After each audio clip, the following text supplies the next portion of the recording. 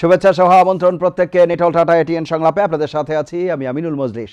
দর্শক, আপনারা জানেন সমসাময়িক এবং জনগুরুত্বপূর্ণ বিভিন্ন বিষয় নিয়ে আমাদের আলোচনা অনুষ্ঠান। আমাদের আজকের আলোচ্য বিষয় দোষারোপের রাজনীতি। এ বিষয়ে আলাপ করবার জন্য স্টুডিওতে রয়েছেন দুজন সম্মানিত অতিথি। রয়েছেন বাংলাদেশ জাতীয়তাবাদী দল বিএনপির বিশেষ সম্পাদক ডক্টর আসাদুজ্জামান রিপন, এবং আমাদের সাথে স্টুডিওতে রয়েছেন দৈনিক প্রথম আলোর যুগ্ম সম্পাদক জনাব সোহরাব হাসান। এছাড়াও অনলাইনে আমাদের সাথে যুক্ত আছেন বাংলাদেশ আওয়ামী লীগের সাংগঠনিক সম্পাদক জনাব এস.এম. কামাল হোসেন। আপনাদের তিনজনকে অনুষ্ঠানে স্বাগত। প্রথমেই ডক্টর আসাদুজ্জামান রিপন, আপনাকে দিয়ে আলোচনা শুরু করছি। আমাদের আজকের আলোচ্য বিষয় দোষারোপের রাজনীতি। রাজনীতিতে দোষারোপ থাকেই, সরকারি দল, বিরোধী দল, অপরাপর যে দল রয়েছে তাদের মধ্যে এক ধরনের দোষারোপ থাকে। কিন্তু তারপরও আমরা যেই সময়টা এখন পার করছি, গত 18 মাস থেকে যদি ধরি, বৈশ্বিকভাবেই করোনার বিষে নীল প্রায় পুরো বিশ্ব, সেই জায়গাতে দাঁড়িয়ে এই দোষারোপের বৃত্ত থেকে বের হওয়ার সুযোগ কতটা হয়েছে বা রাজনীতির গুণগত পরিবর্তন কতটা হয়েছে বলে মনে করছেন? ধন্যবাদ আপনাকে। আমি অনেক দিন পরে আপনার টিভি চ্যানেলে আসলাম। আল্লাহর কাছে কৃতজ্ঞতা প্রকাশ করি, শুকরিয়া প্রকাশ করি যে আল্লাহ এই পর্যন্ত ভালো রেখেছেন, সুস্থ রেখেছেন, এবং সবার শুভকামনা করি, দল মত নির্বিশেষে সবার শুভকামনা করি, সারা দেশের মানুষের শুভকামনা করি, সমগ্র বিশ্বের মানুষের জন্য শুভকামনা করি। আল্লাহ সবাই আমাদেরকে হেফাজতে রাখুন। আপনি যে কথাটি বলছেন দোষারোপের রাজনীতি, আপনার সাবজেক্ট ম্যাটারটার সাথে আমি একমত না। সরকারি দল তার অপোনেন্টের সমালোচনা করবেন, এটা ঠিক এটাকে আমি দোষারোপ হিসেবে গ্রহণ করি না। বিরোধী দল সরকারের কর্মকাণ্ডের ভুল ত্রুটির সমালোচনা করবেন, ভুল ত্রুটি ধরিয়ে দেবেন, তাদের অবস্থান তুলে ধরবেন। এটাকে দোষারোপ যারা বলতে চান, আমি জানি না এক্স্যাক্টলি মানে কেউ বলছেন কিনা বা বলেছেন কিনা। যদি বলে থাকেন আমার মনে হয় সংজ্ঞাটা ঠিক মতো সংজ্ঞায়িত হয়নি। রাজনীতিতে তো পরস্পরের সমালোচনা থাকবেই, এটা তো থাকা উচিত। যদি ঢালাও হয়ে যায়, থাকে না ঢালাও এবং আপনার সরকারের যত পদক্ষেপ নিলেন আপনি প্রতিটা পদক্ষেপের মধ্যেই যদি ভুল ধরতে থাকেন, ঢালাও আর সীমাবদ্ধতার কোনো বিষয় নেই। আচ্ছা, যে সমালোচনাটার ঢালাওটা কি আর কতটুকু করা যাবে কতটুকু করা যাবে না, এইটার কোনো আপেক্ষিক সংজ্ঞা না এইটার তো কোনো এখন পর্যন্ত অফিসিয়ালি আমি এখন পর্যন্ত কোনো গাইডলাইন আমরা পাই নাই। তবে আমরা বুঝি যে কতটুকু, মানে এটাও বুঝি যে এইটুক করলে মানে ডিজিটাল সিকিউরিটি অ্যাক্টে পড়তে পারি, এইটা করলে এইটা হইতে পারে, বিপদের ব্যাপার স্যাপার থাকে। ওইটা বুঝে সুঝে আপনারা মিডিয়ার লোকেরা, যারা প্রিন্ট মিডিয়ার লোকেরা, সোহরাব ভাই এখানে আছেন, তারা সবাই মোটামুটি সতর্ক থাকে, রাজনীতিকরাও সতর্ক। তো সুতরাং আমি মনে করি সবাই দায়িত্বশীল না, সবাই একটা পুরো জাতি মানে একটা তটস্থ, সন্ত্রস্ত একটা ভয়ের মধ্যে আছে। সুতরাং সেই অবস্থা থেকে যে যার পিঠ বাঁচানো, কর্মক্ষেত্র বাঁচানো, রুটি রুজি বাঁচানো, জেল বাঁচানো, মামলা বাঁচানো, এইরকম একটা তালের মধ্যে সবাই আছে। সুতরাং দোষারোপ হচ্ছে না। বলা যেতে পারে যে মোটামুটি একটা ভদ্রচিত ভাষায় মানে একটা মিউ সমালোচনা আছে। আর সরকার তো আমাদেরকে নাকি 10,000 কত হাজার ওয়ার্ডের মধ্যে নাকি খুঁজেই পাওয়া যায় না বিএনপিকে। হ্যাঁ, বিএনপিকে নাকি 10,000 ওয়ার্ডের বাতি দিয়ে খুঁজে পাওয়া যায়। অথচ আমি দেখতে পাই ওই ভদ্রলোক যিনি বলেছেন, হ্যাঁ, ওই ভদ্রলোক সকাল বিকাল রাতে বিএনপি জপতে বিএনপির নাম জপতে সে আওয়ামী লীগের নামও ভুলে গেছে বোধহয়।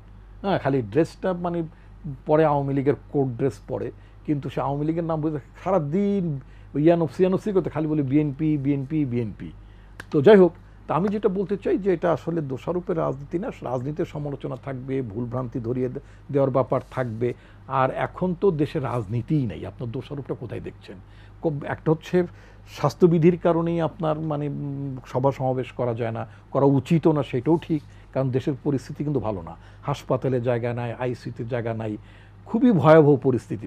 যা পত্রিকায় দেখছেন বা আমরা যারা দেখছি, প্রকৃত অবস্থা তার চেয়ে খুব খারাপ। আমি প্রথম আলো রিপোর্টকে উল্লেখ করেই বলছে, উনি আছেন বলে না, ওখানে গতকালকে এক ভদ্রমহিলা, ওনার স্বামী খুবই খারাপ অবস্থায় মারা গেলেন। মানে আমি অনলাইনে নিউজটা দেখেছি, ভদ্রমহিলা তিনি ওই পিপি ড্রেস পরে তিনি মানে সেজদা করে নামাজ পড়ছেন, মানে স্বামী রোগ মুক্তি কামনা করছিলেন। তার একজন নিকটাত্মীয়, উনি মানে আপনার বঙ্গবন্ধু শেখ মেডিকেল বিশ্ববিদ্যালয়ের বোধহয় আপনার ওই ওখানকার মেডিকেল ইঞ্জিনিয়ারিং ডিপার্টমেন্টে মানে চাকরি করেন। তিনি বলেছেন যে মানে অবস্থা খুবই খারাপ। আর ওই ভদ্রমহিলা যার স্বামী মারা গেলেন তিনি বলেছেন যে এই যে আইসিইউতে যে কি করুণ অবস্থা, রোগীর যে কি আর্তনাদ, রোগীর যে কষ্ট, যেই রোগীর কষ্ট হচ্ছে এবং তার যে স্বজন যারা এটা প্রত্যক্ষ করছেন তারা ছাড়া অন্য কেউ বুঝবে না। এবং যদি আমরা যারা করোনা বিধি মানছি না, সতর্ক হচ্ছি না, তাদেরকে বলছেন যে একবার আইসিইউতে ওইখানে ঢুকলে তারা বুঝতে পারতো যে অবস্থাটা কত ভয়াবহ। তো আপনার এই অনুষ্ঠানের মাধ্যমে এই কথাটি বলতে চাই, আসলে প্রকৃত অবস্থা অনেক ভয়াবহ। আমাদের সবারই স্বাস্থ্যবিধি মেনে চলা উচিত, সতর্ক থাকা উচিত, হ্যাঁ, নিজেকে মানে নিরাপদ রাখতে হবে এবং অন্যদেরকেও নিরাপদে রাখতে হবে। অসংখ্য ধন্যবাদ। আমি এস এম কামাল হোসেনের কাছে যাব। জনাব S M Kamal Hossain, doctor Asaduzzaman Ripon অবশ্য যে কথা বলছিলেন, পাশাপাশি আজকেই বিএনপির পক্ষ থেকে যেটি বলা হয়েছে যে আপনারা প্রায়শই বেনিফিশিয়ারি হিসেবে ওনাদের দলের যে প্রতিষ্ঠাতা তার ব্যাপারে বলেন বঙ্গবন্ধু হত্যাকাণ্ডের বিষয়ে, কিন্তু আজকেই ওনার দলের মহাসচিবও বলেছেন যে এখানে আওয়ামী লীগ দলের মানে দলীয় লোকজনই আসলে জড়িত, যার কারণে আমি বলছি যে এই যে দোষারোপের ব্যাপারটি পারস্পরিক একটা দোষারোপ চলেই আসছে। পুরো বিষয়টি যদি একটু ব্যাখ্যা করেন। আপনার ধন্যবাদ। ডক্টর আসাদুজ্জামান রিপন বিএনপির কেন্দ্রীয় নেতা এবং প্রথম আলোর সহসম্পাদক শ্রদ্ধেয় সোহাব ভাই সহ আপনি সহ দর্শক শ্রোতাদের আমি অভিনন্দন জানাচ্ছি, ধন্যবাদ জানাচ্ছি। দেখেন, এই মাস আগস্ট মাস বাঙালি জাতির ইতিহাসে একটি কলঙ্কজনক মাস। এই মাসে সর্বকালের সর্বশ্রেষ্ঠ বাঙালি, যিনি মহান মুক্তিযুদ্ধে বাঙালির প্রেরণা ছিল, উৎস ছিল, সাহস ছিল, এবং বাঙালির আস্থা ভালোবাসা ছিল, মুক্তিযোদ্ধাদের কাছে ছিল সাহসিকতার প্রতীক, অনুপ্রেরণার প্রতীক, যিনি বাঙালিকে স্বপ্ন দেখিয়েছেন, স্বপ্ন বাস্তবায়ন করেছেন, জাতির জনক বঙ্গবন্ধু শেখ মুজিবকে 1975 সালের 15ই আগস্ট শুধু বঙ্গবন্ধু নয়, তার সারা জীবনের অনুপ্রেরণা মহিয়সী নারী বেগম মুজিব সহ তার পরিবারের 18 জন সদস্যকে আওয়ামী লীগের মধ্যে ঘাপটি মেরে লুকিয়ে থাকা পাকিস্তানের এজেন্ট খন্দকার মোস্তাক এবং সেনাবাহিনীর মধ্যে লুকিয়ে থাকা পাকিস্তানের এজেন্ট জিয়াউর রহমান জাতীয় আন্তর্জাতিক ষড়যন্ত্রের ক্রীড়ানক হিসাবে সেদিন বাঙালির, যিনি বিশ্বের দরবারে একটি স্বাধীন ভূখণ্ডের জন্ম দিয়েছেন, সেই স্বাধীন বাংলাদেশের প্রতিষ্ঠাতা বঙ্গবন্ধুকে নির্মমভাবে হত্যা করে। আমি বঙ্গবন্ধু সহ তার পরিবারের প্রতি শ্রদ্ধা জানাই। ঠিক এই মাসেই 2004 সালের 21 আগস্ট পাকিস্তানের আর এক এজেন্ট তারেক জিয়া সেই 75-এর খুনিদের নিয়ে এবং যুদ্ধ অপরাধীদের নিয়ে ষড়যন্ত্র করে আজকের প্রধানমন্ত্রী উন্নয়ন, সমৃদ্ধি, শান্তি, গণতন্ত্র, সমৃদ্ধির পথে জননেত্রী শেখ হাসিনাকে হত্যা করার জন্য শান্তি সমাবেশে 11টি গ্রেনেড নিক্ষেপ করেছিল। আল্লাহর রহমতে শেখ হাসিনা বেঁচে গেল, নারী আন্দোলনের নেত্রী আইবি রহমান সহ আওয়ামী লীগের 22 জন লোক শাহাদত বরণ করেন। এই মাসেই 2005 সালের 17ই আগস্ট 500 বোমায় 63টি জেলা ক্ষত বিক্ষত হয়েছিল, রক্তাক্ত হয়েছিল। সেই তাদের প্রতি গভীর শ্রদ্ধা জানিয়ে আমি বলতে চাই, আসলে দোষারোপের রাজনীতি না, যেটা বাস্তব কথা সেইটাই বলতে হয়, যেটা সত্য সেই ইতিহাসকেই তুলে ধরতে হয়। আমি বলি না যে 75 সালের 15 আগস্টে আওয়ামী লীগের মধ্যে লোক ছিল না বঙ্গবন্ধুর হত্যার সাথে, আমি তো স্বীকার করেই নিলাম। আমি শুধু বলতে চাই, আমরা বিএনপিকে সমালোচনা করতে চাই না। আমি একটি কথা বলি, আসাদুজ্জামান রিপন আমি ব্যক্তিগতভাবে চিনি, আমার সাথে সে কিছু বাস্তব কথা, সত্য কথা বলেন। হ্যাঁ, রাজনীতিতে যেটা রিপন সাহেব বলছেন আমি একমত, সমালোচনা করতে হবে, বিরোধী দল সরকারের ভুল ত্রুটি, সরকার যদি কোনো অন্যায় কাজ করে, সরকার যদি কোনো খারাপ কাজ করে, সেই কাজগুলো বিরোধী দল অবশ্যই সমালোচনা করবে এবং করা উচিত। সরকারি দল ও বিরোধী দল যে কথাগুলো বলে তার জবাব দেওয়া উচিত। কিন্তু আমরা ছোটকালে পড়তাম, আমার চাইতে রিপোর্ট হিসেবে একটু পড়াশোনা ভালো করেন, ছোটকালে পড়তাম, সকালে উঠি আমি মনে মনে ভাবি সারাদিন আমি যেন সত্য কথা বলি। কিন্তু আজকে আমি বিএনপির সমালোচনা করতে চাই না, আমি রিপোর্ট সাহেবকে চোখ দিয়ে দেখিয়ে দিতে চাই বিএনপির কয়েকজন আবাসিক নেতা আছে, তারা সকালে উঠিয়া মনে মনে ভাবি সারাদিন যেন আমি মিথ্যা কথা বলে জাতিকে বিভ্রান্ত করি। আমি যদি নাম শুনতে চাই আমি এক এক করে নাম বলতে, দেখেন এই করোনার সময় আমরা কারো সমালোচনা করতে চাই না, আমরা আজকে মানুষ 241 জন মানুষ আজকে মারা গিয়েছে। রিপন ভাই কিছু কথা বলেছেন, হাসপাতাল অনেক জায়গা পাচ্ছেন, এটা সত্যি কথা, আমি স্বীকার করি তার সাথে। জেলা সদরে অনেক রোগী হাসপাতালে জায়গা পাচ্ছে না, কিন্তু যখন করোনা বৈশ্বিক মহামারী দেখা দেয় তখন কিন্তু একটি পরীক্ষা কেন্দ্র ছিল না। করোনা কি এই আতঙ্ক শোনার থেকে ঘর থেকে কেউ বেরতো না। কেউ যদি মনে করতো গর্ত করে যদি তার ভিতরে থাকা যায় তাহলে বেঁচে গেলাম, কারণ ছেলে মাকে থুয়ে চলে যাচ্ছে, বাবাকে থুয়ে সন্তান চলে যাচ্ছে, স্বামী স্ত্রীর খবর নিচ্ছে না। প্রথম দিকে কিন্তু এরকম ছিল, সেই সময় একটি ল্যাবও ছিল না। আজকে কিন্তু বাংলাদেশে 649টা কেন্দ্রে টেস্ট হচ্ছে এবং 115টি কোভিড হাসপাতাল। এই ঢাকা শহরেও আরো হাসপাতালের সংখ্যা বৃদ্ধি হয়েছে, ডিএনসিসি 1200 বেডের হাসপাতাল করেছেন। ত্রুটি আছে, কাজ করতে গেলে কিছু ত্রুটি হবেই, আর এই সংকট এই মহামারীর সময় এগুলো হবেই। সেইখানে দেখেন আমি যেটা বলি, আমি যে কথাটা বলছিলাম সমালোচনা হওয়া উচিত, কিন্তু মিথ্যা বিভ্রান্তি এইগুলো কিন্তু অপপ্রচার, এইগুলো কিন্তু মানুষের ক্ষতি করে। আমি যে কথাটা বলছিলাম, দেখেন এই যে বৈশ্বিক মহামারী যখন দেখা দেয় তখন বলা হলো কি 20 লক্ষ লোক না খেয়ে মারা যাবে, জাতীয় আন্তর্জাতিক ভাবে একটি গ্রুপ এই অপপ্রচার করলো, মানুষের ভিতরে আতঙ্ক ছড়ালো। কিন্তু প্রথম ধাপে কিন্তু আল্লাহর রহমতে একটি লোক না খেয়ে মারা যায়নি, মানুষ দুধে ভাতে ছিল না, অনেকে চাকরি গিয়েছেন, অনেকে কষ্ট ছিল, আমি স্বীকার করি। এবং ভ্যাকসিন যখন আপনি ফেব্রুয়ারি মাসে, জানুয়ারি ফেব্রুয়ারিতে ভ্যাকসিন তৈরি হলো, ফেব্রুয়ারি মাসে আমরা ভ্যাকসিন, প্রথম ভ্যাকসিন আমরা দেশে দেওয়া শুরু করলো।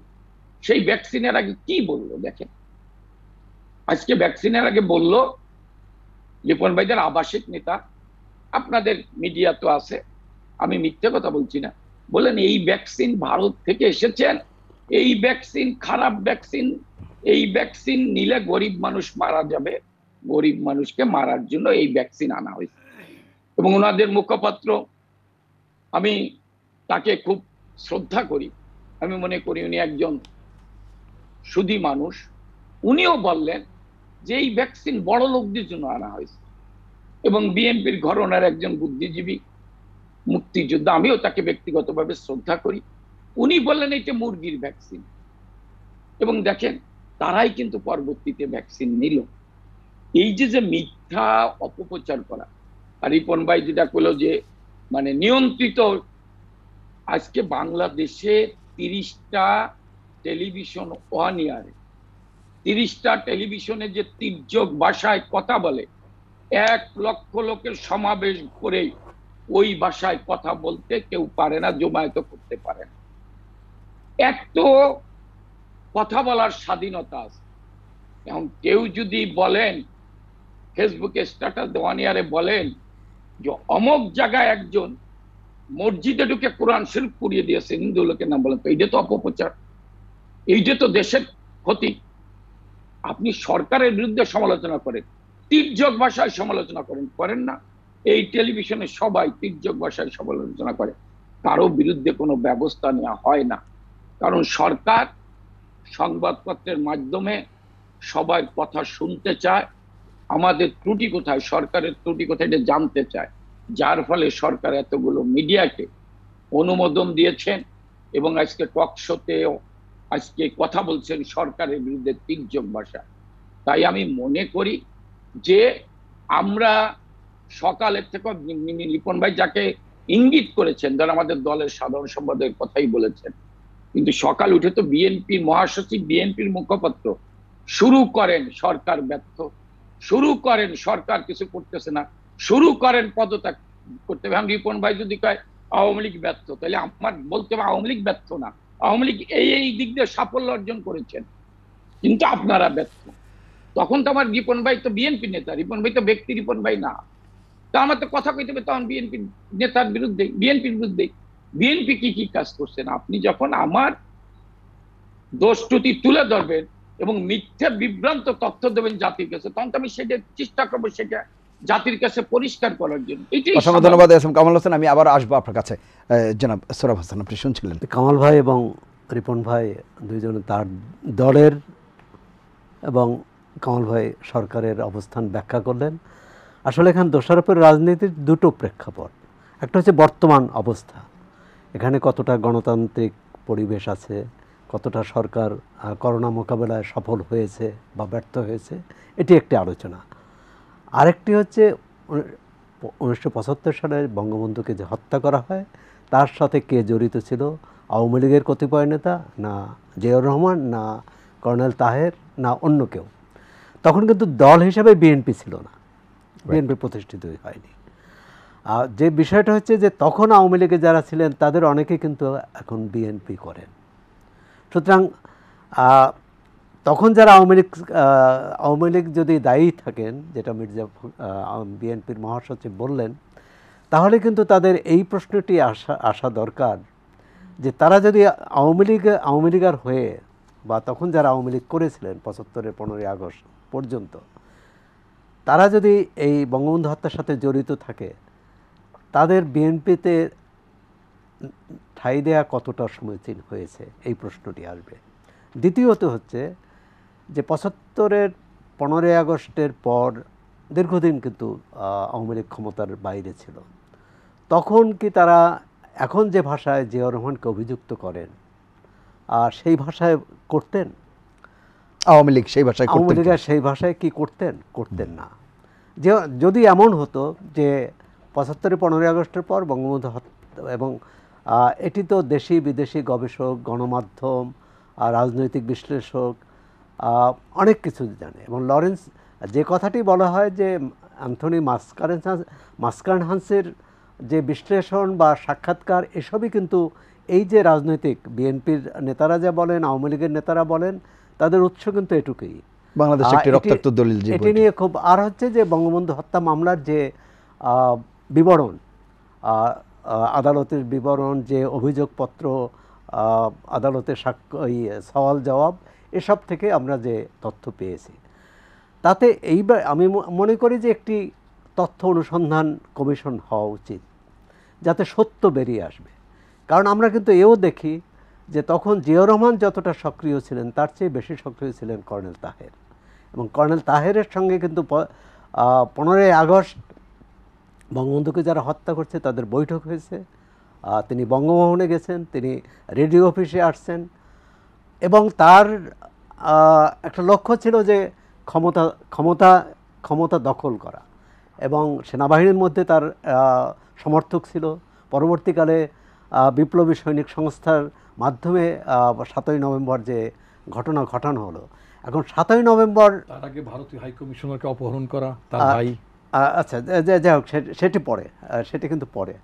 আচ্ছা, দ্বিতীয় হচ্ছে যে জেলখানায় জাতীয় 4 নেতাকে হত্যা করেছে। হ্যাঁ, জিয়াউর রহমান তখন সেনাবাহিনী প্রধান ছিলেন, সেনাবাহিনী প্রধান হিসেবে তার একটি দায়িত্ব আছে, সেই দায়িত্ব কতটা পালন করেছেন সেই বিষয় আছে। কিন্তু 7ই নভেম্বর প্রধান কি উনি যখন বঙ্গবন্ধু হত্যার কয়েকদিন পরে শফিউল্লাহকে সরানোর পরে, সম্ভবত 24 আগস্ট, আমি মনে করি সব কিছু মিলে একটি জাতীয় তথ্য অনুসন্ধান কমিশন বা কমিটি বা সত্য অনুসন্ধান কমিটি বা কমিশন হওয়া উচিত, যেটা বিচার বিভাগের কোনো বিচারপতির নেতৃত্বে হওয়া উচিত। তাহলে কিন্তু এই যে ধোঁয়াশা, বিভ্রান্তি, এগুলো থেকে মুক্ত। আওয়ামী লীগের নেতারাও কিন্তু বলেছেন এরকম একটি কমিশন হোক। বুদ্ধিজীবীরাও বলেছেন। আমি মনে করি যে বিএনপিরও এই দাবি করা উচিত, কারণ যেহেতু অভিযোগটা তাদের উপর আসছে, সুতরাং এই অভিযোগ কতটা সত্য।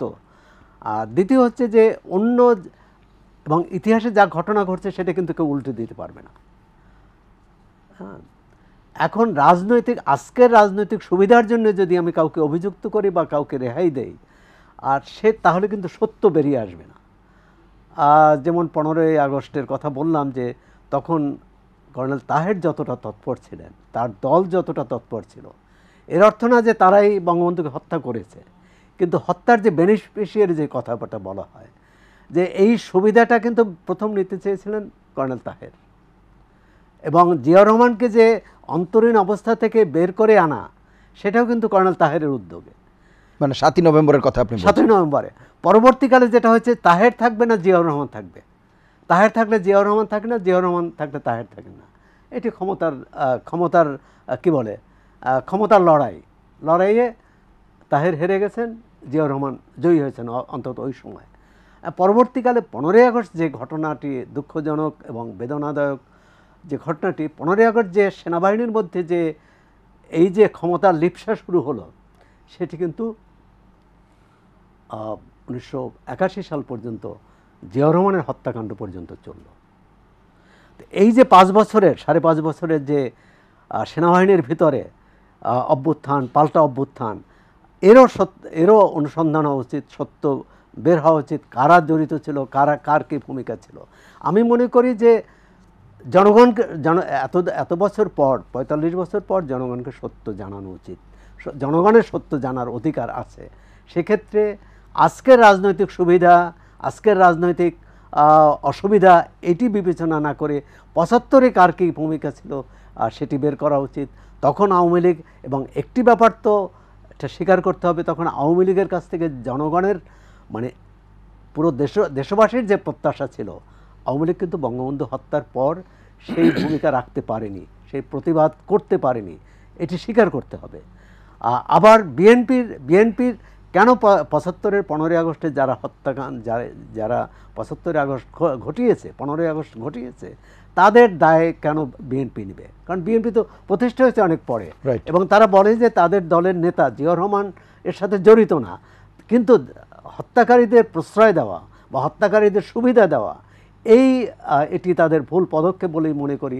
এবং তাদের থেকে বিএনপি যে এই 75-ই 15ই আগস্টের বঙ্গবন্ধু হত্যাকাণ্ডের সাথে জড়িত না, এটা তাদেরও পরিষ্কার করা উচিত, তাদেরও আশা করি তথ্য উপাত্ত কি আছে সেটা বের করা উচিত। আপনি এবং এ বিষয়ে বলবেন।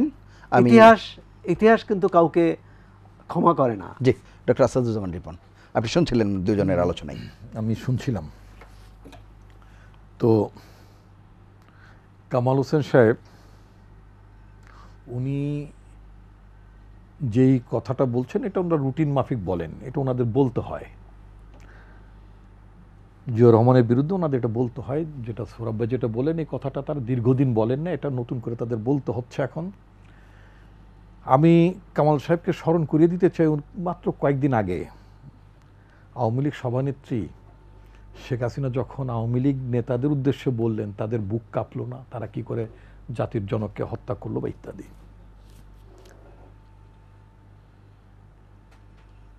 পনেরো আগস্টের ঘটনাটা নিঃসন্দেহে মর্মন্তুদ। কোনো সভ্য মানুষ এই ধরনের হত্যাকাণ্ড কখনই সমর্থন করে, সেটা শেখ মুজিবুর রহমানের বেলা হোক, সেটা জিয়াউর রহমানের বেলা হোক, যার বেলায় হোক না কোনো, হত্যাকাণ্ড হিসেবে দেখতে হবে। এখন দোষটা জিয়াউর রহমানের উপরে কেন? আপনারা ওই ব্যাপারটা পরিষ্কার করতে পারছেন নতুন করে? না, নিশ্চয়ই পরিষ্কার করতে পারি, কেন করতে পারবো না? জি, বিষয়টা হচ্ছে, meanwhile Ziaur Rahman became A hero of this nation.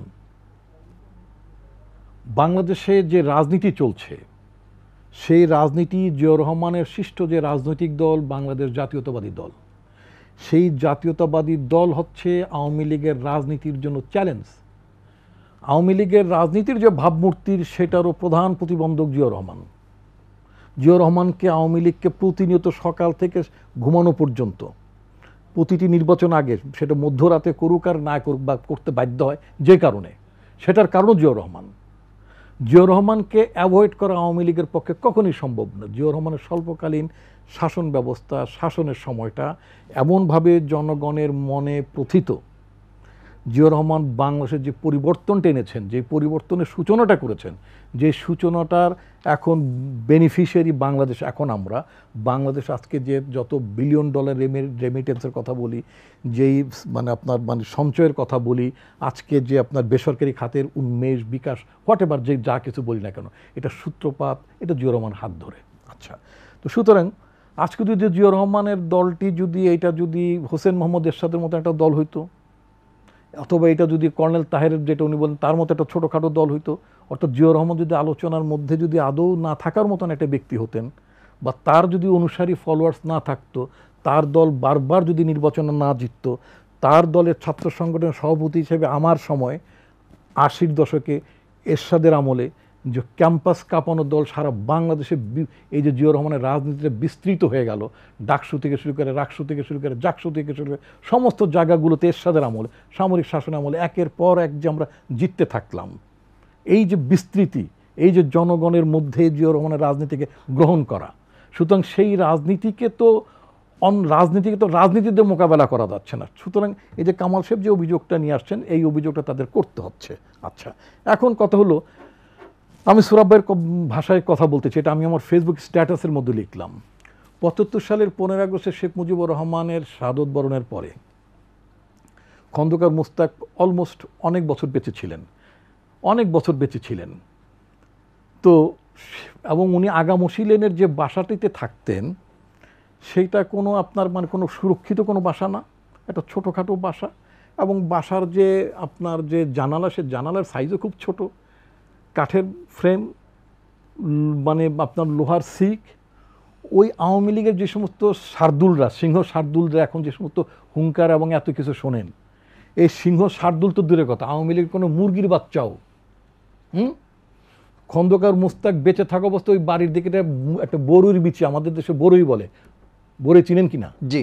আর একটা বরুর বিচিও ফালাইতে পারে নাই, লটকন খায় না, লটকন একটা বিচিও ফালাইতে পারে নাই, মানে আপনার মানে খন্দকার মুস্তাক বেঁচে থাকতে। তার কারণটা হলো Khondaker Mushtaq politically is a dead force. Khondaker Mushtaq was created by some international power. Mushtaq যে ঘটনাটা ঘটাইছেন, মুস্তাক তো শুধুমাত্র একটা আওয়ামী লীগের অমুক মুস্তাক না, মুস্তাক ওয়াজ এ মুস্তাক।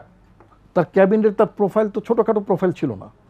মুস্তাকের বিরুদ্ধে আওয়ামী লীগের কোনো অবস্থানই ছিল না, কিন্তু ৭৫ সালের পরে যখন আওয়ামী লীগ যখন আবার বিএনপি ক্ষমতা আসার পরে যখন আওয়ামী লীগকে রিভাইভ করাইলো বা রিভাইভ করার সুযোগ দিল, কারণ আওয়ামী লীগ তো বাকশালে বিলীন হয়ে গেছিল, তো বাকশালটা ত্যাগ করে যখন বাকশালের খোলস থেকে যখন আবার আওয়ামী লীগকে প্রত্যাবর্তন করতে হলো, that was also due to Ziaur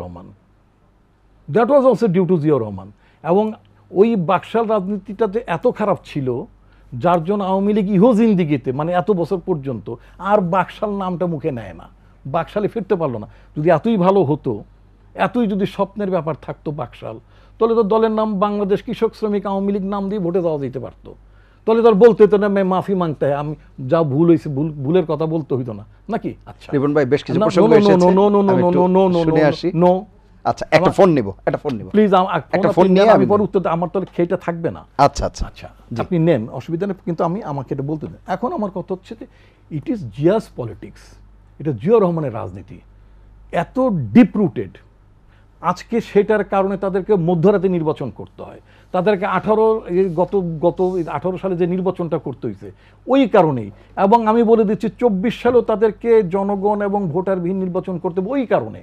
আচ্ছা, এখন কথা হচ্ছে কি যে আওয়ামী লীগের লোকেরা তো এই হত্যাকাণ্ডের মধ্যে আওয়ামী লীগের লোকেরা তো অবশ্যই জড়িত, কিন্তু আওয়ামী লীগের লোক বলেছে, হ্যাঁ বলেছে, কিন্তু আওয়ামী লীগের কারা জড়িত সেটা বলে না। আজকে আওয়ামী লীগ 14 বছর অলমোস্ট পাওয়ারে, তাই না? মানে 12 বছর আর মানে মনিউদ্দিন ফখরুদ্দিন মিলে তো 14 বছরই এক হিসাবে, ওরাই। আচ্ছা, তো এই 14 বছরে কি তারা এটা আজ পর্যন্ত ফাইন্ড আউট করলো না? একটা লোকের নাম বললো যে আওয়ামী লীগের খালাতো ভাই, মামাতো ভাই, ফুফাতো ভাই, তারা এটার সাথে জড়িত, তারা বলে না। এবং তারা এক সময়, যেটা কামাল সাহেব এখন আওয়ামী লীগ করেন, কামাল সাহেব একসময় বাকশাল করতেন, বাকশাল ছাত্রলীগের নেতাও ছিলেন। ওনার দলের যে নেতা আব্দুর রাজ্জাক সাহেব, মরহুম আব্দুর, আমার সাথে I had a very good relationship with him. Abdur Razzak সাহেবরা তখন বলতেন যে বঙ্গবন্ধু হত্যার পেছনে সিআইএ জড়িত। এখন আওয়ামী লীগ সিআইএর নামটাও নেয় না। মার্কিন সাম্রাজ্যবাদ বঙ্গবন্ধুকে হত্যা করছে, তখন তারা সেই চিলির কথা বলতো, তারা নানান নাম বলতো, যে এই সমস্ত যে এই সমস্ত বড় বড় বিপ্লবীদের সমাজতান্ত্রিক নেতাদেরকে সিআইএম মেরেছে, সাম্রাজ্যবাদের ইয়ে করেছে, বঙ্গবন্ধু পুঁজিবাদ বিরোধী সমাজতান্ত্রিক সমাজ ব্যবস্থার মধ্যে বঙ্গবন্ধু গিয়েছে, দুঃখী মানুষের মানে ইয়ে কি বলে ওই যে কিউবা এবং অন্যান্য মানে আপনার সোশ্যালিস্ট কান্ট্রির যে জীবনযাত্রা বা যে স্টেট মেকানিজমে গেছে সেটার জন্য বঙ্গবন্ধুকে মেরে ফেলছে। এখন কি গত 12-14 বছরে 20 বছরে সিআইয়ের নাম শোনেন? কামাল সাহেব বলে, কামাল সাহেবের নেতা নিজে আব্দুল রাজ্জাক সাহেব কামাল সাহেবের কাছে শুনে আসি, কোনোদিন বলেন আর বলবে না এটা, পরে পরে শুনেন। আচ্ছা শুনেন। তো এখন কত হচ্ছে কি যে অনেকগুলো প্রসঙ্গ এসেছে। অবস্থা বুঝে ব্যবস্থা, জি। এখন ওনাদের সুবিধা হলে এখন ওরা মানে আওয়ামী লীগের নাম বলেন, আওয়ামী লীগের নাম বললে তখন আওয়ামী লীগ থাকে না। এখন জিয়াউর রহমানকে বলতে, কারণ জিয়াউর রহমানের দল এত বড়, বলেন 10,000 ভোট দিয়ে নাকি পাওয়া যায় না ওনাদের আবাসিক নেতা। উনি আবাসিক নেতার নাম বলে না, আমি আর বললাম না। ওনাদের একজন আবাসিক নেতা আছে, ওই সকালবেলা ওই বাসার মধ্যে বসে ওই জব পুনরাবৃত্তি হচ্ছে, আপনি বলেছেন। জি জি জি। এখন কত হচ্ছে কি, যদি এই দল যদি খুঁজেই না পাওয়া যায় তাহলে তো এই দলের নিয়ে আপনার বক্তব্য একেবারেই পরিষ্কার। মূল কথা হচ্ছে যে আপনি বলছেন জিয়াউর রহমানের যে রাজনীতি সেটি যেহেতু অনেক জনপ্রিয়, সেই জনপ্রিয় নট অনলি আমি এখানে খুব দায়িত্ব নিয়ে বলতে চাই, আমার নেতা জিয়াউর রহমান, আমার নেতা জিয়াউর রহমান অবশ্যই অবশ্যই অবশ্যই শেখ মুজিবুর রহমান হত্যাকাণ্ড, 15 আগস্টের মনমন্ত্র হত্যাকাণ্ডের সাথে আদৌ কোনোভাবে জড়িত নয়। আরো একটু বলে দিতে চাই, সেটা হচ্ছে তখন সেনাবাহিনীর প্রধান ছিল আপনার কি বলে আপনার শফিউল্লাহ সাহেব, এবং জিয়াউর রহমান যদিও ডেপুটি চিফ ছিলেন, deputy chief and at the same time উনি মানে আপনার তখনকার অর্গানোগ্রাম অনুযায়ী ওই যে ক্যাডেট কলেজগুলোর দায়িত্বপ্রাপ্তই ছিলেন আপনার মানে মূলত ডেপুটি চিফ। ডেপুটি চিফের আন্ডারে বন্দুক থাকে না, ডেপুটি চিফের আন্ডারে কামান থাকে না, deputy chief cannot appoint anyone, deputy chief cannot order any troops. Deputy chief হচ্ছে সোজা কথা এটা একটা মানে আপনার মানে অর্নামেন্ট ছাড়া কিছুই না। এবং মুস্তাক যখন আপনার টেক ওভার করলো অ্যাজ প্রেসিডেন্ট এবং he promulgated the martial law, Awami League all the time they lying যে জিয়াউর রহমান মার্শাল ল জারি করছে। It was their leader, it was Khondaker Mushtaq Ahmed who proclaimed martial law. সে সামরিক আইন জারি করেছে। এবং নট অনলি দ্যাট, জিয়াউর রহমানকে মার্জিনাইজ করার জন্য, কারণ জিয়াউর রহমানকে মুস্তাক ভয় পেত তার পার্সোনালিটির জন্য, যার জন্য মুস্তাক তার জিয়াউর রহমানকে মার্জিনাইজ করার জন্য জিয়াউর রহমানের জুনিয়র বিডিআর এর প্রধান ছিল খলিলুর রহমান, পরবর্তীতে আওয়ামী লীগে যোগদান করেছে, শেরপুর থেকে ইলেকশন করেছে জেনারেল খলিলুর রহমানকে মুস্তাক মেড হিম আপনার মানে chief of defence staff. Chief of defence staff was created during Mushtaq time, এবং এরপরে ওই পোস্টটা ছিল না, এবং চিফ অফ ডিফেন্স স্টাফটা ছিল সকল বাহিনীর প্রধান। জি, অসংখ্য ধন্যবাদ। বলেন বিমান বলেন নৌবাহিনী, জি জি জি, আলোচনাটি বিস্তৃত হয়ে যাচ্ছে। আমি মোটামুটি জি জি আমি বুঝতে পেরেছি। এই বিষয়গুলো নিয়ে একটু আমি যাব এস এম কামাল হোসেন আপনার কাছে। জানাব এস এম কামাল হোসেন, আশা করি আপনি শুনতে পেয়েছেন। বাকশাল কোন রাজনৈতিক দল না।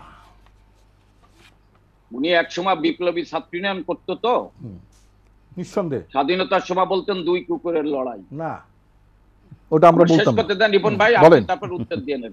ওকে, হ্যাঁ, বাকশাল কোন রাজনৈতিক দল না, একটি প্ল্যাটফর্ম, একটি জোট। অর্থনৈতিক কর্মসূচির কারণে বঙ্গবন্ধুর নেতৃত্বে যখন দেশ স্বাধীন হলো, তখন 71-এর পরাজিত শক্তিরা, মুসলিম লীগাররা আর অতি বিপ্লবীরা, চায়নাপন্থীরা, সোরাব ভাই আছেন ভালো বলতে পারবেন, আমি মুসলিম বাংলার স্লোগান দিলেন। আর তখন ছাত্রলীগ থেকে বের হয়ে একটা অংশ অতি বিপ্লবের স্লোগান দিয়ে এরা সবাই মিলে একটি শক্তি হলেন। স্লোগান দিলেন মুসলিম বাংলার, পাটের গুদামে আগুন দিলেন, রেল লাইন উপড়ে ফেলালেন, এই অস্থিতিশীল পরিবেশ তৈরি করলেন।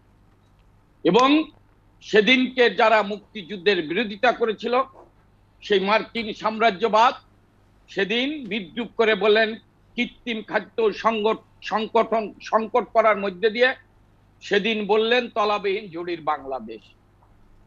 এই অর্থনৈতিক অস্থিতিশীল দেশের অস্থিতিশীল পরিবেশের উপর দাঁড়িয়ে বঙ্গবন্ধু অর্থনৈতিক মুক্তির লক্ষ্যে বাংলাদেশ কৃষক শ্রমিক আওয়ামী লীগ বাকশাল করলেন। সেখানে মুক্তিযুদ্ধের পক্ষের সকল রাজনৈতিক দল এই জোটে অংশগ্রহণ করলেন। উনার নেতা জিয়াউর রহমানও আবেদন করে বাকশালের সদস্য হলেন। উনি বললেন জিয়াউর রহমান কিছু জানেন না। আমি একটা প্রশ্ন করি, জিয়াউর রহমান অবৈধভাবে রাষ্ট্রপতি হয়েছেন এবং উনি যখন রাষ্ট্রপতি ইলেকশন করেন তখন উনি সেনাবাহিনীর প্রধান, এবং যখন আর্মির রেগুলেশন ব্রেক হলো তখন উনি বললেন যে এটা ভুল হয়েছেন, অবৈধভাবে নির্বাচিত হয়েছি, ব্যাক ডেটে এরশাদ সাহেবকে সেনাবাহিনীর প্রধান করলেন জিয়াউর রহমান। এবং এই রাষ্ট্রপতি হওয়ার পর উনি বললেন যে আওয়ামী লীগকে উনি রাজনৈতিক দল হিসেবে স্বীকৃতি দিয়েছেন। সেদিন উনি একটি রাজনৈতিক লিবাস পরার জন্য উনি যেমন গোলাম আজম যুদ্ধ অপরাধীদের ছেড়ে দিয়েছেন, রাজনীতি করার সুযোগ দিয়েছেন, বিশ্বে দেখানোর জন্য সেদিন আওয়ামী লীগের অনুমতি দিয়েছেন। উনি যে হানা ভোট করেছিলেন, 110 ভাগ ভোট আদায় করেছিলেন, কোন একটি কেন্দ্রে ডিক্লার দিয়েছিলেন। সেই জিয়া রহমান আমি ধরে নিলাম যে বঙ্গবন্ধুর হত্যার সাথে জড়িত না, তাহলে জিয়া রহমান যার কথায় সূর্য ওঠে বাংলাদেশে, সূর্য উদিত হয় যে পার্লামেন্টে, সেই পার্লামেন্টে আইন হিসাবে পাশ হলো বঙ্গবন্ধুর হত্যার বিচার হবে না, জিয়া রহমানের নির্দেশ ছাড়া ওই পার্লামেন্টে পাশ হয়েছে। সেদিন 3 জন সাংসদ মিজানুর রহমান চৌধুরী, সুরঞ্জিত সেনগুপ্ত আর সুধাংশু শেখর হালদার দাঁড়িয়ে কথা বলতেছিল, কথা বলতে দেয়নি। তারা শুধু বলেছিল, মাননীয় স্পিকার, আজকে 207-এর জোরে পৃথিবীর সবচেয়ে জঘন্যতম আইন এই পবিত্র সংসদে পাশ করলেন, একদিন আপনারও মাত্র 7 জনে গিয়ে দাঁড়াবেন। এই কথাগুলো তারা বলেছিলেন। সেদিন সুধাংশু শেখর হালদার বলেছিলেন, মাননীয় স্পিকার, 4.5 লাখ আওয়ামী লীগ নেতা কর্মীদের গ্রেপ্তার করেছেন, গুম করেছেন, খুন করেছেন। জিয়া রহমান, রিপন ভাইদের কাছে, হ্যাঁ, জিয়া রহমান সমস্ত রাজনৈতিক দল করেছেন, ক্ষমতার বসে সুবিধাবাদী টাউট অতি বিপ্লবীদের নিয়ে, পরাজিত মুসলিম লীগের নিয়ে, সামরিক বেসামরিক আমলাদের নিয়ে, এবং ক্ষমতা কুক্ষিগত করার জন্য হাজার হাজার মুক্তিযুদ্ধের পক্ষে সেনা অফিসারদের হত্যা করছেন। জিয়া রহমান যে ক্ষমতা নিয়েছেন, কিভাবে নিয়েছেন? সেদিন বিচারপতি সায়েম ছিল রাষ্ট্রপতি। বিচারপতি সায়েম তার বইতে লিখেছেন, যেটা 82 সালে লিখেছিলেন, 91 সালে বিএনপি ক্ষমতা এসে সেই বইটি ব্যান করেছেন। তিনি লিখেছেন, রাত 11টার পরে যা আমার বেডরুমে আসতেন, একদিন আসলেন, বললেন সাইন ইট। আমি দেখলাম 4 মূলনীতি পরিবর্তনের কথা বললেন, আমি কিছু বললাম না, কাগজটা রেখে দিলাম। পরের দিন আসলেন, বললেন সাইন ইট। আমি দেখলাম আমার পদত্যাগপত্র, আমার চারপাশ দিয়ে সেনা অফিসাররা আমার বিছানার উপর পা উঁচু করে অস্ত্র তাকিয়ে আমার দিকে তাকিয়ে আছে।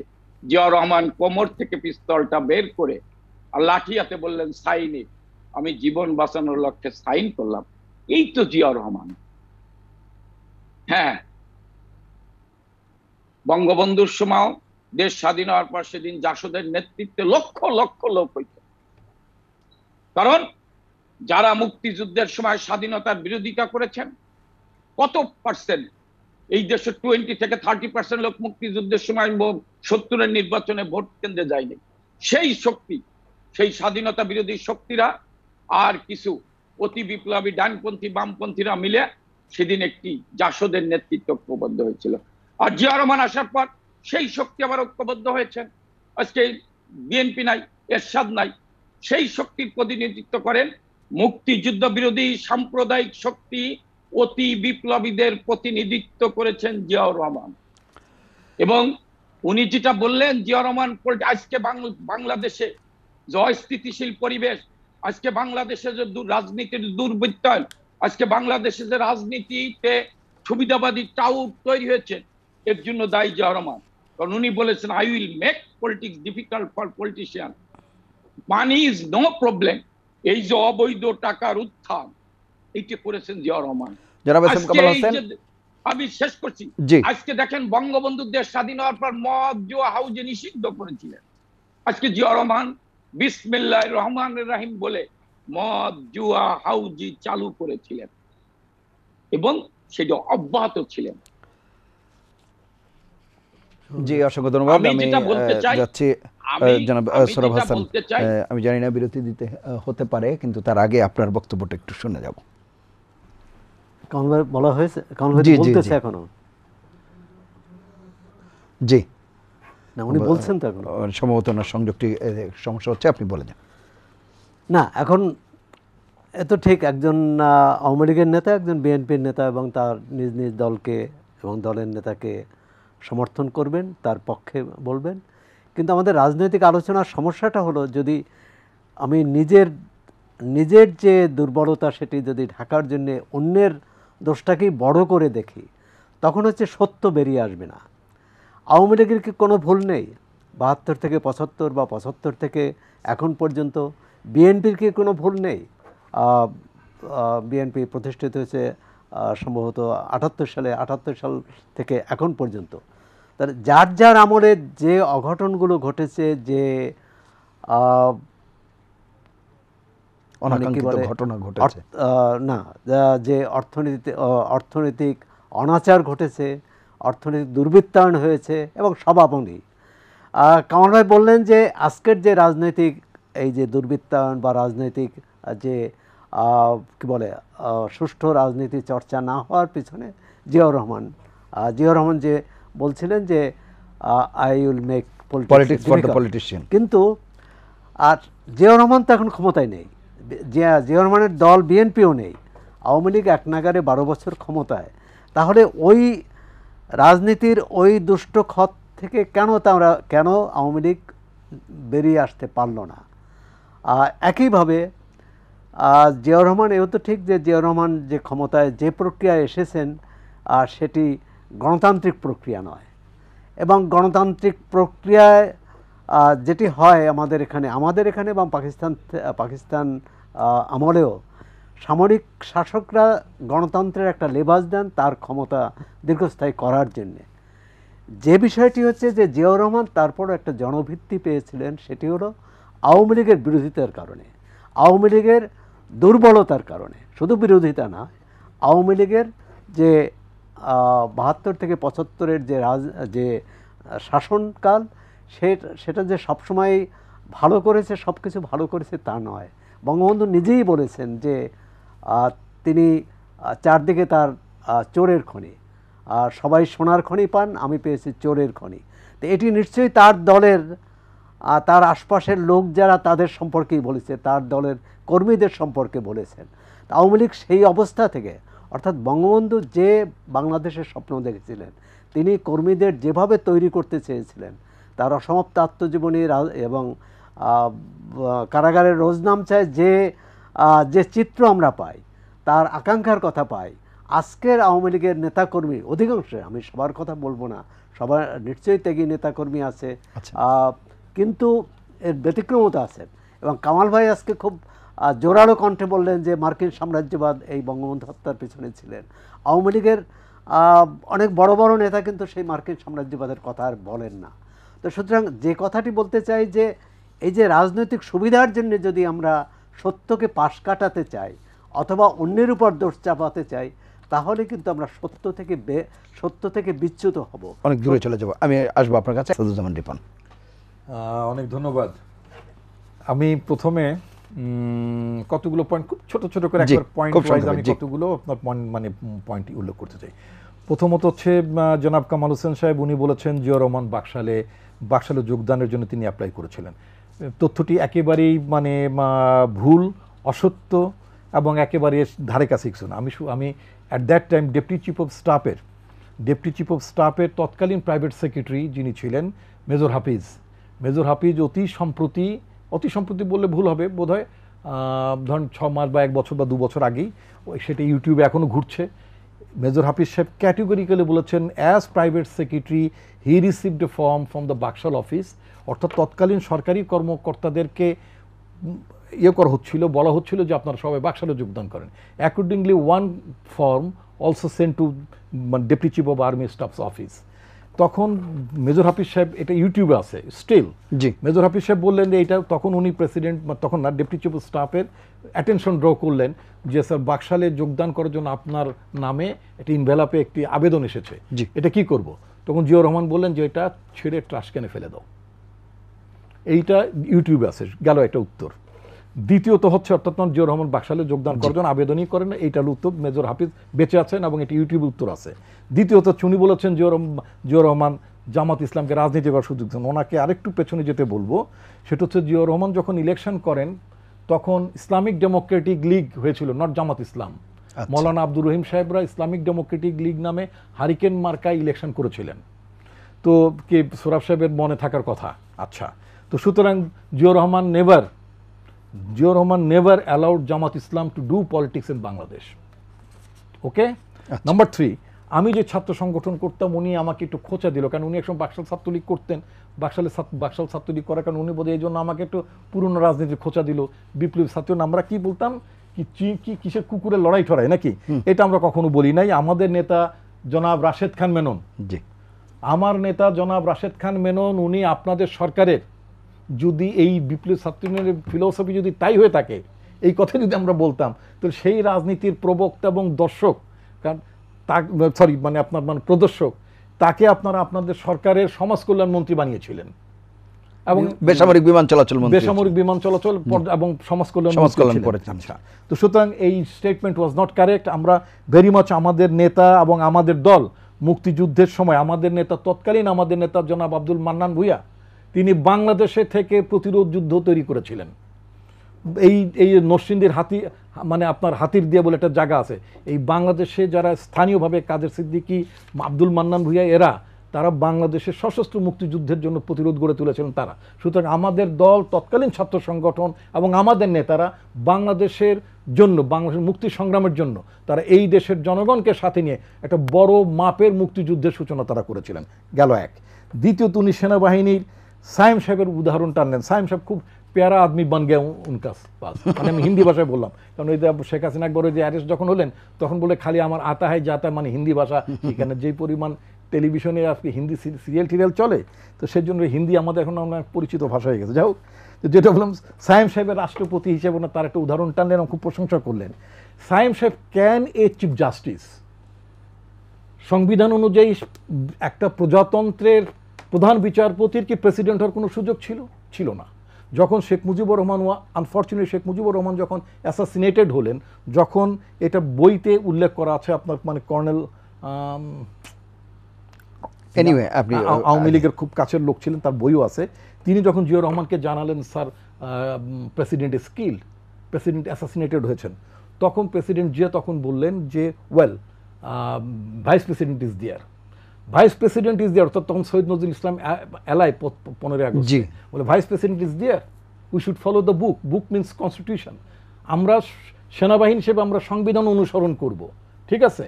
তাহলে Ziaur Rahman was in favour of constitution, উনি সংবিধান অনুসরণ করতে চেয়েছিলেন। উনি চেয়েছিলেন যে প্রেসিডেন্ট যেহেতু শাহাদত বরণ করেছেন, নিহত হয়েছেন, তাকে কুচক্রীরা মেরে ফেলেছে, তাহলে ভাইস প্রেসিডেন্ট আছে, প্রধানমন্ত্রী আছে, দেশের পার্লামেন্ট আছে, হ্যাঁ পার্লামেন্ট ইলেক্টেড করবে। দেখা গেল যে ভাইস প্রেসিডেন্ট এটা দায়িত্ব গ্রহণ করলেন না, পার্লামেন্ট ছিল আওয়ামী লীগের, পার্লামেন্ট আপনার বসাতে পারতেন, তাদের দলের স্পিকার ছিলেন আব্দুল মালেক উকিল, যার প্রতি শ্রদ্ধা জানিয়ে তারা ক্ষমতা আসার পরে নোয়াখালীতে আব্দুল মালেক উকিল মেডিকেল কলেজও বানিয়েছিলেন। প্লিজ, অনেক গুরুত্বপূর্ণ বিষয়, আপনার দর্শকদের জানা উচিত, সৌরভের কাছে কিছু সময় নিতে চাই।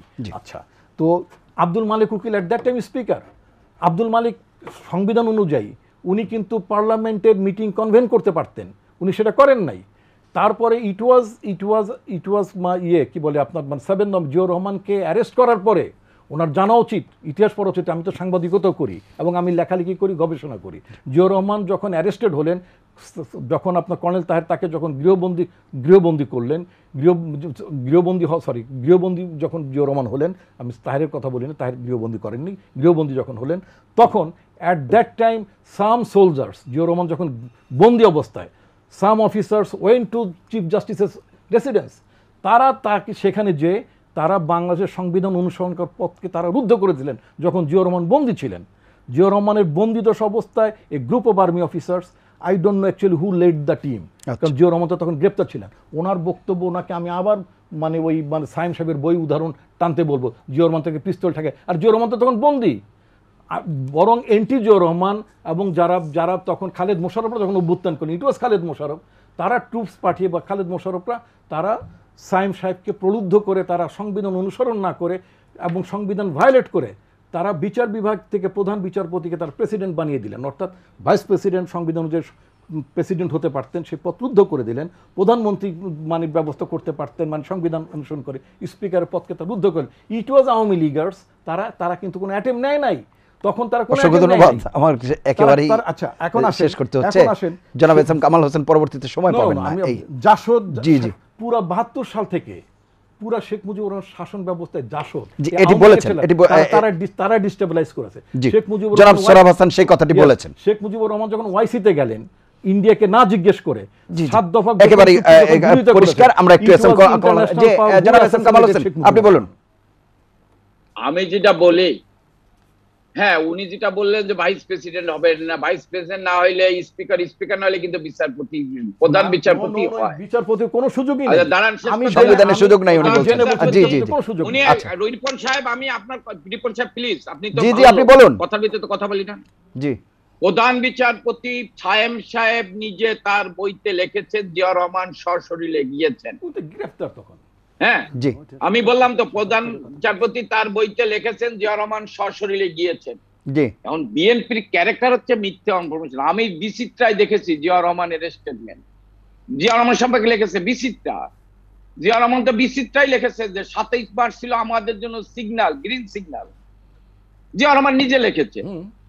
এখন উনরা যেটা বলছে যে উনরা বলেন যে জামাত ইসলামে জিয়া রহমান শেল্টার দেন, গোলাম আজমকে কে দিছে, কে আনছে দেশে, শাহজিজকে কে মন্ত্রী বানাইছে, কে বানাইছে? উনি মৌলানা রহিম সাহেব কি ছিল, রাজাকার ছিল, রাজাকারদের পুনর্বাসিত করছে জিয়া রহমান। এবং সেনাবাহিনী জিয়া রহমান তার ক্ষমতাকে কুক্ষিগত করার জন্য শত শত সেনা অফিসারদের হত্যা করছেন। আমি আপনারে পড়ে শোনাইতে পারি কাদের কাদের হত্যা করছেন। সেই তালিকা বলতে গেলে আপনি হয়তো মূল ঘটনা থেকে দূরে চলে যাবেন, আপনি খুব জিস্ট বলবেন। একদিনে 551 জন বিমান বাহিনীর অফিসারদের হত্যা করছেন জিয়া রহমান। সৌরভ ভাইরা সদা সত্য কথা কয়, এই কথাগুলো বলবেন না, এটাই বাস্তব সত্য। হ্যাঁ আওয়ামী লীগের যে দোষ ত্রুটি, আওয়ামী লীগের ভিতরে লোকরাই বঙ্গবন্ধু হত্যার সাথে সেইগুলো আবার বিএনপি আশ্রয় প্রশ্রয় দিচ্ছে। জিয়া রহমান ক্ষমতা আসার পর 7 খুনের আসামি শফিল আলম প্রধান বঙ্গবন্ধুর আমলে সাজা হয়েছিল যাবজ্জীবন, এসে ছাড়িয়ে দিলেন। এই তো বাংলাদেশ। জিয়া রহমান গণতন্ত্রের প্রবক্তা। আমরা একটু ভাইয়ের কাছে শুনে আসি। রাত্রে কারফিউ দিলেন, এই কারফিউ দিয়ে দেশ চালালেন, এই হলো গণতন্ত্র। মানে আপনার ভোটের অধিকার কেড়ে নিলেই হলো গণতন্ত্র। অসংখ্য ধন্যবাদ জনাব এস এম কামাল হোসেন। জি অসংখ্য ধন্যবাদ। সোহরাব হোসেন, আমাদের সময় শেষ করতে হবে, 1 মিনিটে যদি কিছু যুক্ত করেন। না 1 মিনিটে কি, মানে দোষারোপের রাজনীতি যেটা নিয়ে শুরু হয়েছিল সেটাই আওয়ামী লীগের নেতা এবং বিএনপির নেতা সেটা সেখানেই শেষ করলেন। বিষয়টা হচ্ছে আমরা দেশের একজন নাগরিক হিসাবে সত্য জানতে চাই। এখন সত্য জানার তো এটা না যে আওয়ামী লীগ যা বলছে এটা পুরো সত্য, বিএনপি যেটা বলছে পুরো সত্য। সত্যটা বের করার জন্যে এটি কি হতে পারে, ইতিহাস অনুসন্ধান হতে পারে, গবেষণা হতে পারে, এবং এটা বের করা। জিয়াউর রহমান কীভাবে ক্ষমতায় আসছে সেটাও দেশের মানুষ জানে, বঙ্গবন্ধুকে কারা হত্যা করছে সেটাও জানে। তবে আজকের রাজনৈতিক বিবেচনায় যদি সেটা আমরা বিচার করতে যাই তাহলে সত্য বের হবে না। আমরা এই নিরপেক্ষ থেকে যদি 75-এর 15ই আগস্টের পর জিয়াউর রহমান আর রাজনীতি না করতেন, তিনি যদি রাষ্ট্রপতি না হতেন, তাহলে আওয়ামী লীগকে এভাবে দেখতো। আবার একইভাবে যে আজকে যারা বিএনপি আওয়ামী লীগের যে সমালোচনা করে, তারা যদি বিএনপি তাদের যদি আওয়ামী লীগ দিয়ে তার রাজনৈতিক প্রতিদ্বন্দ্বী না হতো তাহলে তাদের ব্যাখ্যা অন্যরকম হতো। তবে একটি বিষয় মনে করি যে বঙ্গবন্ধুর যে 15ই আগস্টের ঘটনা, এটিকে বর্তমান রাজনীতির বিতর্কের বাইরে রাখা উচিত। এই হত্যাকাণ্ডের নিন্দা করা উচিত এবং এই হত্যাকাণ্ডের বিচার হয়েছে। এর যারা সরাসরি যারা খুন করেছে তাদের বিচার হয়েছে, কিন্তু এর নেপথ্যে যারা ছিল তাদেরও খুঁজে বের করা উচিত। অসংখ্য ধন্যবাদ আপনাদের 3 জনকে অনুষ্ঠানে অংশ নেওয়ার জন্য। প্রিয় দর্শক, এই ছিল আজকের নিটল টাটা এটিএন সংলাপ। পরবর্তী অনুষ্ঠান দেখার আমন্ত্রণ জানিয়ে বিদায় নিচ্ছি। সবাই ভালো থাকবেন, সুস্থ থাকবেন, আশা করি এটিএন বাংলার সঙ্গেই থাকবেন। আল্লাহ হাফেজ।